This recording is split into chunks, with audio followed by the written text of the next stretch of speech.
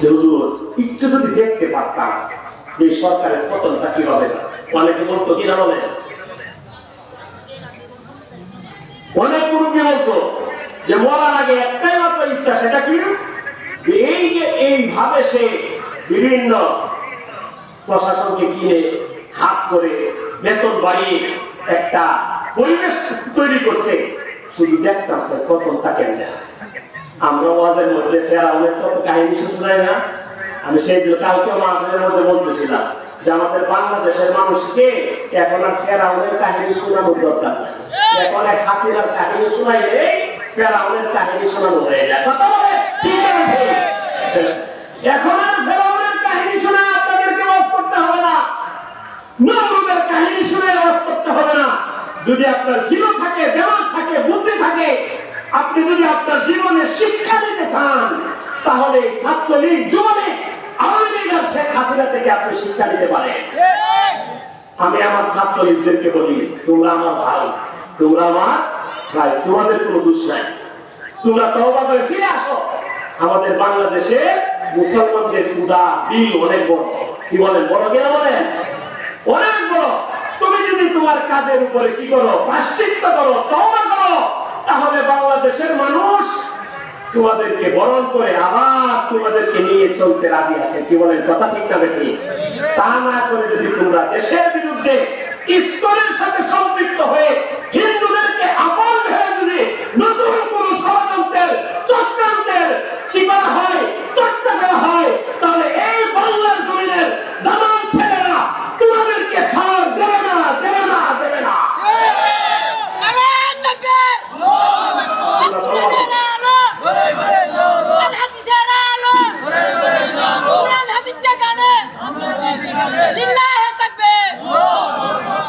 এখনো আমাদের অনেক ভাইকে দেখা যায় মুসলমানের চেয়ে আপন এখনো নাউযুবিল্লাহ। আমি আপনাদেরকে একটা কথা বলি, আমি ভারতে 7 বছর ছিলাম। 1 বছর না, কয় বছর? 7 বছর। 3 বছর লেখাপড়া করেছি, 4 বছর ওই জমিনে আমি চাকরি করেছি। মাদ্রাসায় মুহতামিম ছিলাম, মসজিদের খতিব ছিলাম, বেঙ্গলের মতো বড় শহরে বড় মসজিদের আমি খতিব ছিলাম। আমার বয়ানের সূচনা হয়েছে উর্দুতে, সেজন্য অনেক সময় আমি বাংলা বয়ান করতে গেলে আমার মাঝে উর্দু চলে আসে, কারণ আমার বয়ানের শুরু হয়েছে আমার উর্দু। বেঙ্গলে আমি নামাজ পড়াইছি 2 বছর। তো ওই জায়গাতে আমি দেখেছি একটা হলো হিন্দু আর একটা হলো হিন্দুত্ববাদ। কথাটা মনে রাখবেন, একটা হলো কি সাধারণ হিন্দু আর একটা হলো হিন্দুত্ববাদ। হিন্দুত্ববাদ মানে তাদের জেহেনের ভিতরে এটা ঢুকানো হয়েছে যে মুসলমানরা হলো তাদের আসল শিশু শত্রু। অখণ্ড ভারত যদি নির্মাণ করতে চাও, তাহলে এই দেশ থেকে এবং ভারতবর্ষ থেকে মুসলমানদেরকে নির্মূল করতে হবে। এটা হলো তাদের টার্গেট। আরএসএস এর মূল মন্ত্র হলো যে মুসলিম ছাড়া আমরা একটা হিন্দু রাষ্ট্র গঠন করতে চাই। এই কথাটা ভালো করে বুঝেন, আরএসএস এর মূল কথা। আরএসএস প্রতিষ্ঠিত হয়েছে 1905 এবং তারা 10 বছর ট্রেনিং নিয়েছে যে স্পেনে, কিভাবে ভারতবর্ষ থেকে মুসলমানদেরকে বিতাড়িত করা যায়। 200 বছরের প্ল্যানিং, 200 বছরের প্ল্যানিংয়ে তারা ভারতবর্ষ থেকে মুসলিম নিধন করতে চায়, মুসলমানদেরকে শেষ করে দিতে চায়। এই আরএসএস তাদেরই অঙ্গ সংগঠন হলো নিউ ইয়র্ক থেকে যেটা সূচনা হয়েছে ইসকন, এটা বাংলাদেশের একটা শাখা।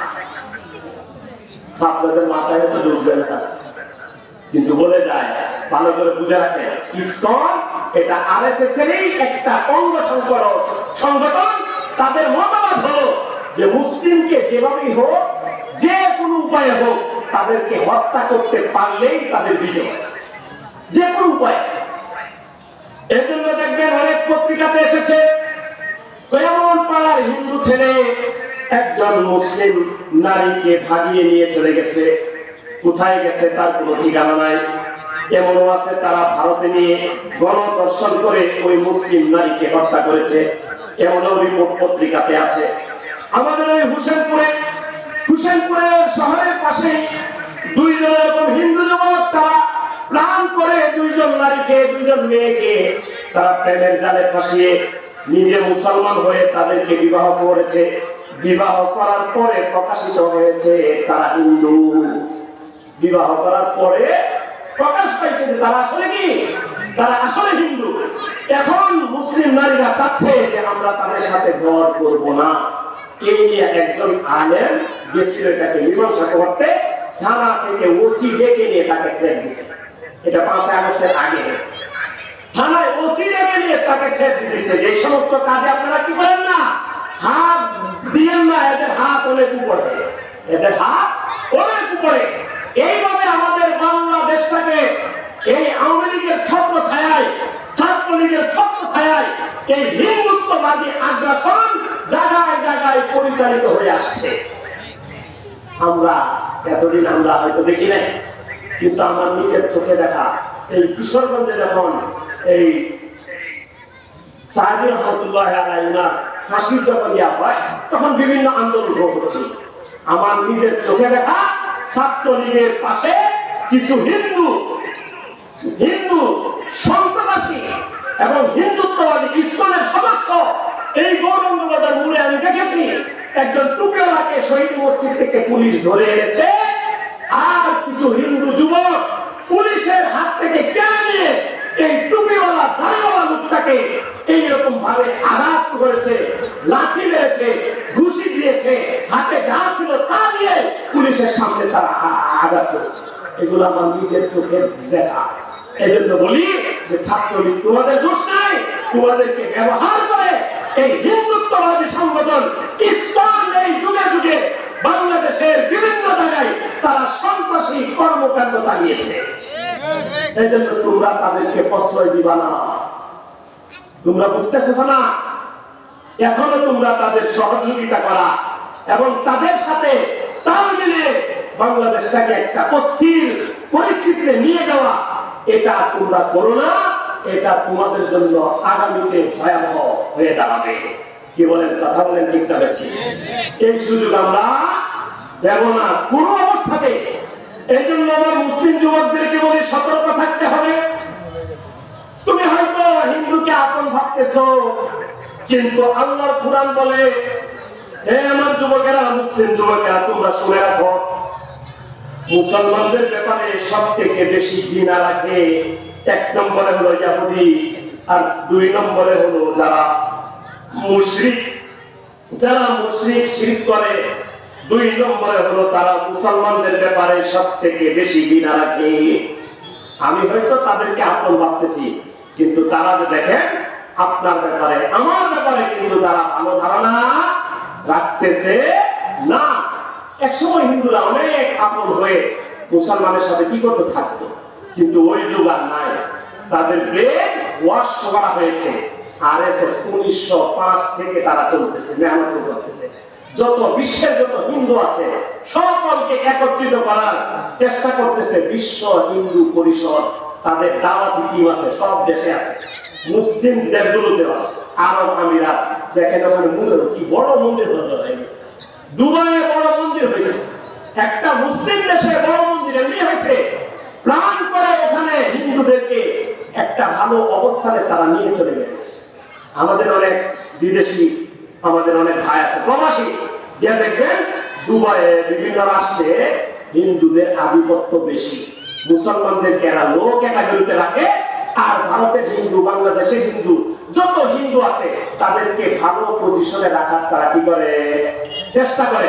এমনকি মুসলিম অনেক প্রবাসীকে তারা বিভিন্ন প্ল্যান দিয়ে, বিভিন্ন অকারেন্সে যুক্ত করে তাকে চাকরি থেকে বরখাস্ত করার পিছনে এই হিন্দুত্ববাদী সংগঠনগুলোর ভূমিকা সব থেকে বেশি, সব থেকে বেশি। আপনি জানেন না? এই জন্য আমাদেরকে সতর্ক অবস্থায় থাকতে হবে। কি অবস্থায় থাকতে হবে ভাই? সতর্ক অবস্থায় থাকতে হবে। এই জন্য সাধারণ যারা হিন্দু আছে, যারা আমাদের ব্যাপারে কোন ধরনের সন্ত্রাসী কর্মকাণ্ডের সাথে জড়িত না, তাদের সাথে আমাদের একটা সম্প্রীতি, তাদের সাথে আমাদের একটা সম্পর্ক, যেটা ইসলাম বলে এমন সম্পর্ক না যে গলায় গলায় ফিরি, একবারে ভিতরের কথা যা আছে, ঘরের কথা যা আছে সবকে তার সাথে কি করা, শেয়ার করা, এমন সম্প্রীতি ইসলাম বলে না। ইসলাম বলে তার বিপদে তুমি আগায় দাও। সে তার ঋণ দরকার, তাকে তুমি ঋণ দাও। সে অভাব আছে, তাকে তুমি কিছু কি করো, সহযোগিতা করো। তার মেয়ের বিবাহ হচ্ছে, তুমি তাকে কিছু আর্থিক সহযোগিতা করো। এইভাবে একটা সম্প্রীতি আমাদেরকে ইসলাম বলে রাখার জন্য। কিন্তু আমাদের আওয়ামী লীগের ভাইয়েরা যেইভাবে হিন্দুদের সাথে সম্প্রীতি রাখছে, এইটা আমরা পক্ষে না। কি বলেন, আপনি পক্ষে? হ্যাঁ, আমি সেদিনও বলতেছিলাম, গতকাল জুমার বয়ানে আমি বলেছি, গতকালকে মাহফিল ছিল চৌশুলাকে, ওখানে আমি বলেছি আওয়ামী লীগকে দেখতে পারি না একটা কারণে, কারণ এই আওয়ামী লীগ এই দেশে হিন্দুদেরকে এত বেশি প্রশ্রয় দিয়েছে, জায়গায় জায়গায় তাদেরকে সেটিং করে রেখেছে, জায়গায় জায়গায় তাদেরকে প্রশ্রয় দিয়েছে, কিন্তু মুসলমানদেরকে প্রশ্রয় দেয় না। মুসলমানদের কথা বলে না, ভারতকে সুযোগ সুবিধা দিতে দিতে এমন অবস্থা করেছে যে আমাদের সাংস্কৃতিক অঙ্গনে তারা ঢুকে গেছে, আমাদের সিলেবাসে তারা ঢুকে গেছে, তাদের মূর্তির কথা ঢুকে গেছে, তাদের গরুর কথা পর্যন্ত ঢুকে গেছে। কিন্তু আমাদের মুসলমানদের সমাজে, মুসলমানদের সন্তানদের ঈমানের হেফাজতের ব্যাপারে তাদের কোনো ভূমিকা ছিল না। বুঝতেছে? আওয়ামী লীগকে দেখতে পারেন এই একটা কারণ, যে তারা ভারতকে এবং হিন্দুত্ববাদী আগ্রাসনকে এই বাংলাদেশে জায়গায় জায়গায় ব্যাপক করে দিয়েছে। এই জন্য আওয়ামী লীগকে আমরা দেখতে পারি না। কেউ আওয়ামী লীগ কাজ করে বলে সত্য কথা বলতেছি, বাস্তব কথা হলো এটা। আপনি একজন মুসলিম, আপনি একজন মুসলমান, আপনি কিভাবে ভারতের সাথে এইভাবে বন্ধু, তাকে একটা জায়গায় রাখেন, সম্পর্ক রাখতে হবে। পররাষ্ট্রনীতি আছে না নাই? আরে কথা বলে না, পররাষ্ট্রনীতি আছে না নাই? আছে। যেহেতু আমাদের পার্শ্ববর্তী দেশ, তার সাথে একটা সম্পর্ক, একটা ভালো সম্পর্ক রাখতে হবে। কিন্তু এমন সম্পর্ক যে আমার ঘরের ভিতরে চলে আসে, আমার বউয়ের গায়ে হাত দে, আমার সন্তানদের গায়ে হাত দে, আমি কিছুই বলি না, এমন সম্পর্ক কে মেনে নিবে বলে? মেনে নেবেন আপনি? এটাই বলা আওয়ামী লীগ।